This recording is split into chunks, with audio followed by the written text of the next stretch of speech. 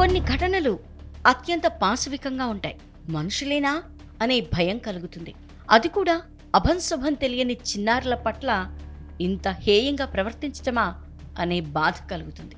అచ్చం అలాంటి గుండె తరుక్కుపోయే ఘటన లండన్లో చోటు చేసుకుంది. ఆ చిట్టి తల్లికి 10 ఏళ్లకే నిండు నూరేళ్లు నిండిపోయాయి. కంటి పాపలా చూసుకోవాల్సిన తండ్రి చేతిలోనే తాను హతమవుతానని ఊహించి ఉండదా పాప.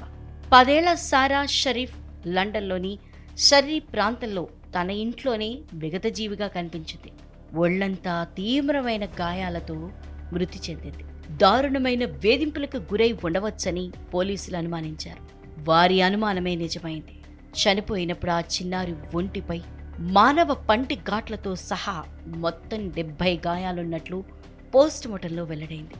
అలాగే మెడ, వెన్నుముకతో సహా మొత్తం 25 చోట్ల ఎముకలు విరిగినట్లు రిపోర్ట్లో తెలిపారు. పోలీసులు సైతం ఈ ఘటనను చూసి తమ 30 ఏళ్ల కెరీర్లో ఇంతటి దారుణమైన కేసుని చూడలేదన్నారు. ఈ కేసును సీరియస్గా తీసుకున్న detective chief inspector Kraigg Emerson అన్ని కోణాల్లో దర్యాప్తు చేయడమే కాక ఈ ఘటనతో సంబంధం ఉన్న నిందితుల్ని అరెస్ట్ చేశారు.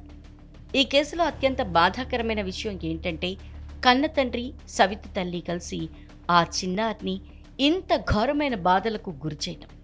ఆమె బాల్యమంతా భరించలేని బాధలతోనే గడిచింది.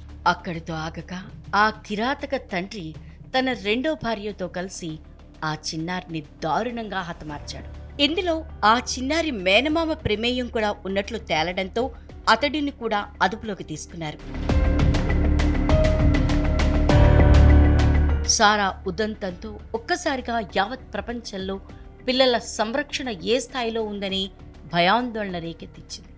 ఈ ఘటనతో పిల్లలు సంరక్షణకు సంబంధించిన సంస్కరణలకు పిలుపునిచ్చారు సామాజికవేత్తలు.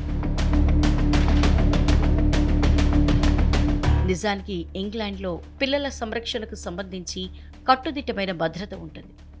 అయినా కూడా ఆ చిన్నారి కథ విషాదంతో ముగిసిపోయే వరకు వెలుగులోకి రాలేదు. కాగా ఈ కేసులో పోలీసులకు దొరికిన కీలక ఆధారం నిందితుడు ఉర్ఫాన్ షరీఫ్ స్వయంగా తన కుమార్తెను కొట్టి చంపానని చేతితో వ్రాసిన నోట్. అయితే విచారణలో మాత్రం బుకాయించే ప్రయత్నం చేశాడు.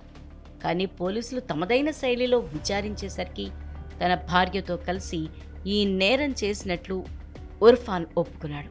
వాస్తవానికి ఇలాంటి ఘటనలు అంత తేలిగ్గా బయటికి రావు. అలాగే చుట్టుపక్కల వాళ్ళు లేదా ఎవరైనా ధైర్యం చేసి ఇలాంటి కేసు గురించి పోలీసుల దృష్టికి తెచ్చేలా చేస్తే కానీ ఇలాంటి దారుణాలు వెలుగులోకి రావు.